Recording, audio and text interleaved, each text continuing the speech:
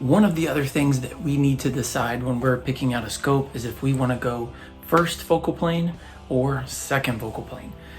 So I'm sure many of you already know what this is. If you don't know what this is, just a quick rundown. So your first focal plane scope, first thing you're going to notice right away is typically they're going to be a little bit more expensive. Or if you get more of your high-end scope, it's going to be greatly more expensive.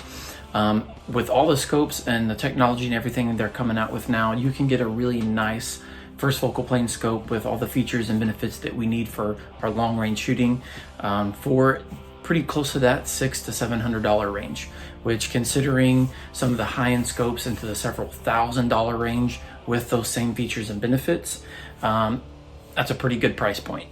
There's high-end scopes out there for $3,000 or $4,000. So the fact that you can get those same features for that $600 to $700 range, that's really good. So the first thing you notice, obviously besides price, is how the reticle works, or how the magnification works compared to that reticle, I guess I should say. That'd be a little bit more accurate. So let's say we're on our 5 power.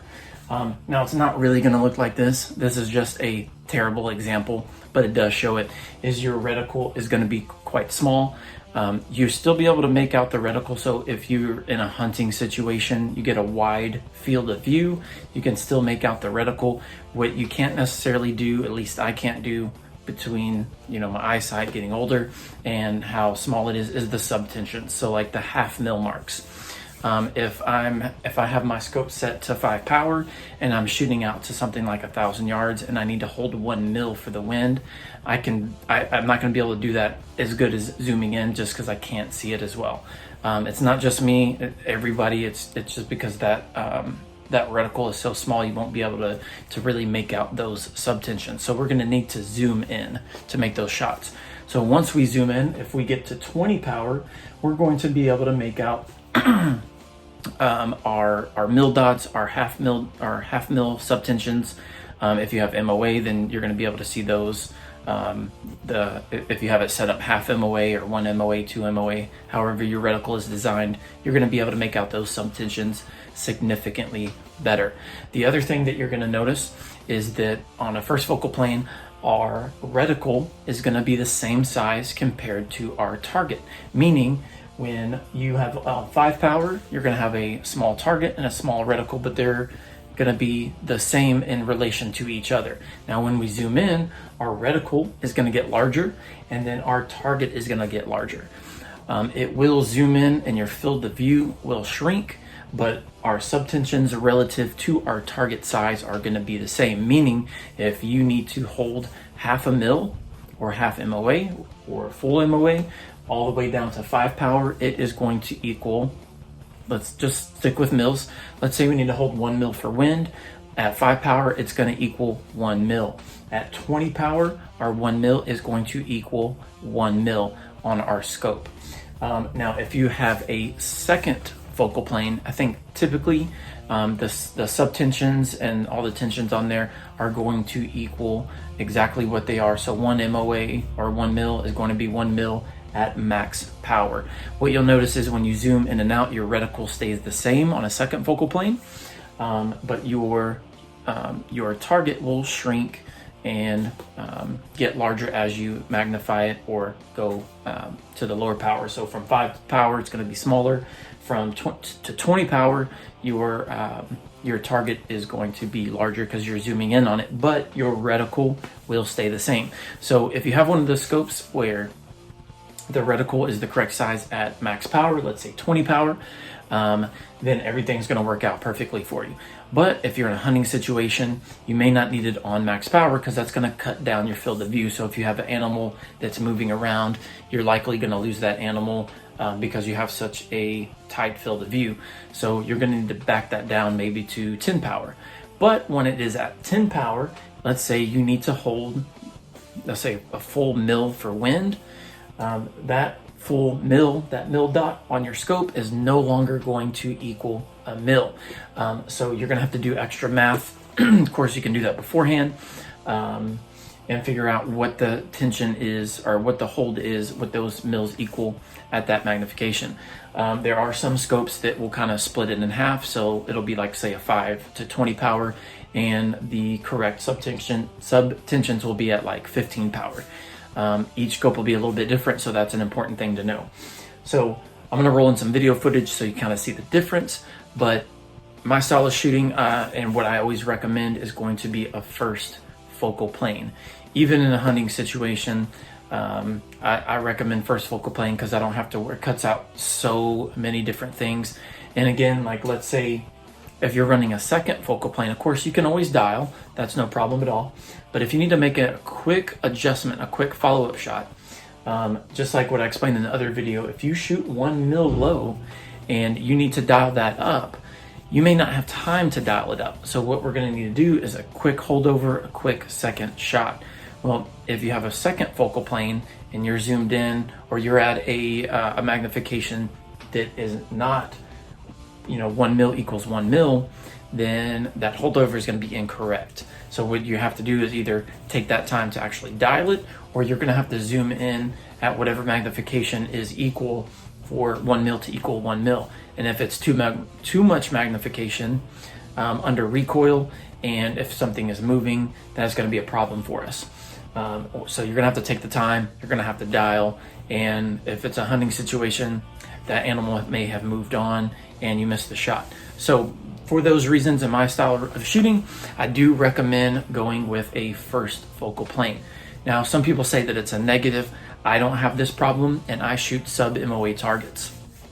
Sub-MOA means basically 5-inch target at 500 yards would be MOA.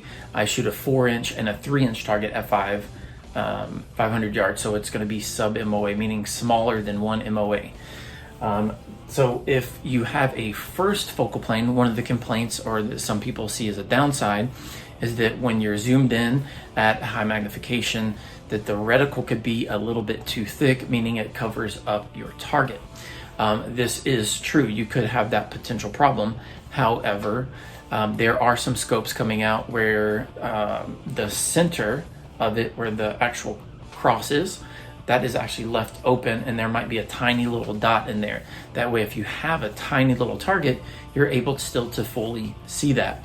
The problem I have run into when my 3-inch target at 500 yards is, once I have it perfectly lined up and I know that I'm 100% on target, I can't really see the target. But that lets me know, and of course there's not, unless you're in a situation where you're doing target shooting, I don't know of anything that's going to be 3 inches that you're going to be shooting at 500 yards, so that shouldn't be a huge issue.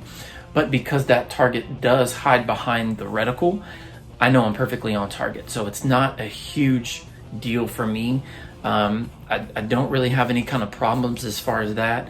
Obviously, for target shooting, we have control on our targets, so you can just get, if that is a problem, get a little bit bigger target, of course, or you go with a reticle that leaves that center area open with a tiny little dot. That kind of solves that problem. Second focal plane, your reticle is going to be the same at every magnification. So typically what you can do with that is it's a little bit thinner.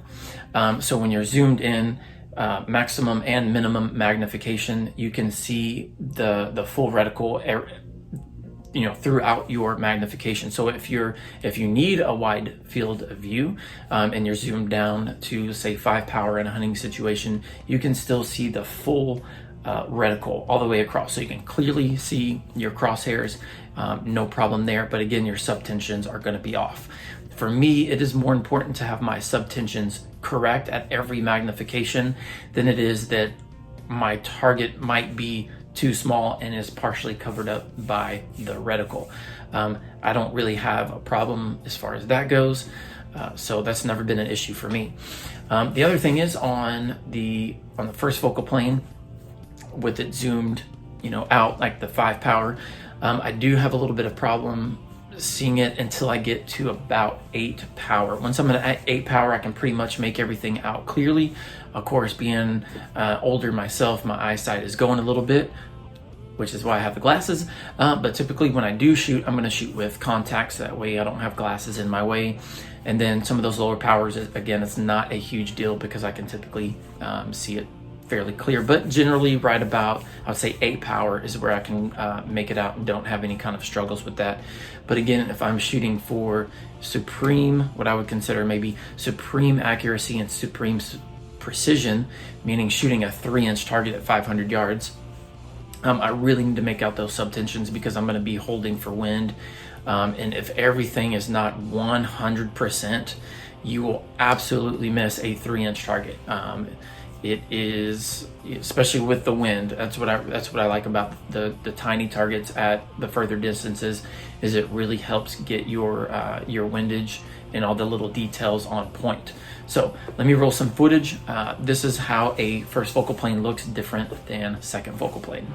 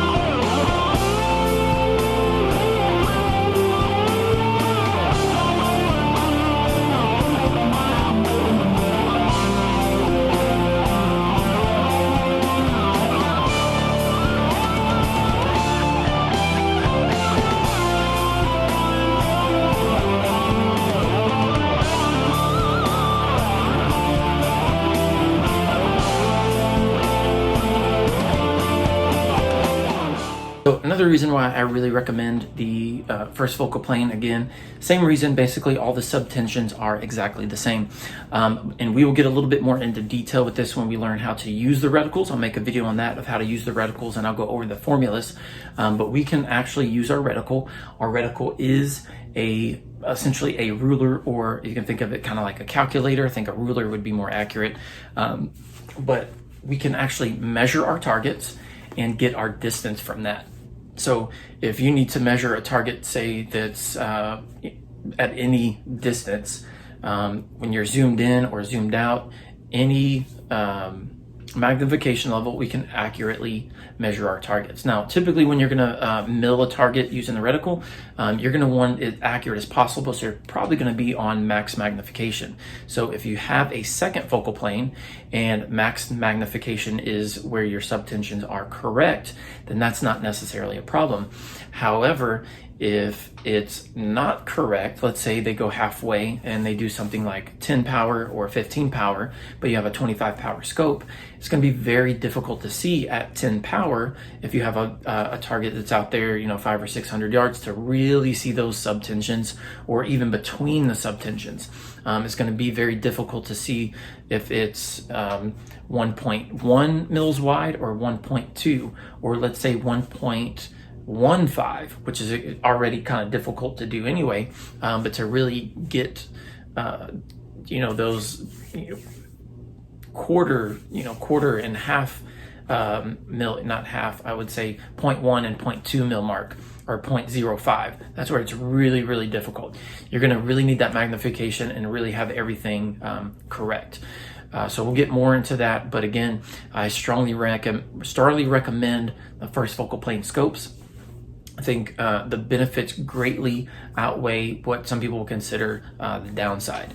So again, some people consider downside cost, but you can still get a first focal plane with the benefits and everything that which we're looking for in long range shooting, still at a pretty low cost.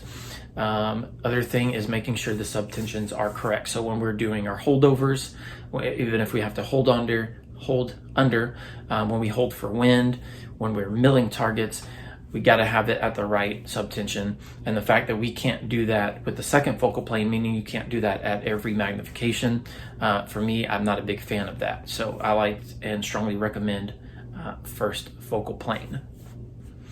Worst case scenario, let's say that you can't really decide between, we had somebody drop off some cats. We found them in our yard, so you're gonna hear this little guy back here. Worst case scenario, if you can't decide between a first focal plane and second focal plane because you just really don't know what you need. Let's say you want the benefits of a second focal plane, but you really like the first focal plane idea and you can't decide.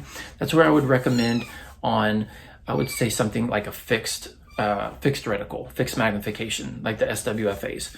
They're inexpensive enough, $2.99. I would say if you really can't decide, then buy one of those and learn how to use the reticle, learn how to use the turrets, and really get used to milling the reticle or milling your targets. Get used to all that first and figure out what it is you do like.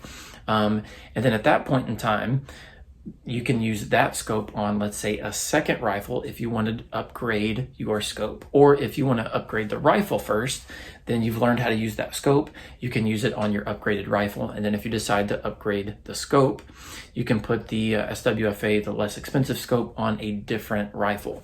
Or if you're like me, I will actually, when I go traveling somewhere, I stay in a hotel, I try to get to top floor or as high as I can. And I like to take a scope with me, and I will, in my downtime, I will actually mill targets at whatever distances, anything I can find. So I've done this for so long as far as license plates in the USA. I know most of I know the measurements on those, in my state at least, the registration sticker, I know the size of those. Most of the windows in the houses, door sizes, different things like that. For the most part, I know all of that stuff. I do have a little book. I have all that written down as far as different windows and different sizes of things that are consistent or are the same everywhere. Like license plates sizes don't change in the US.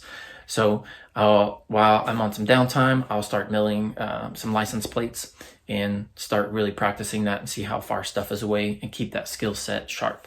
So again, need to decide if you want to go first focal plane or second focal plane. And I think that's it for this video.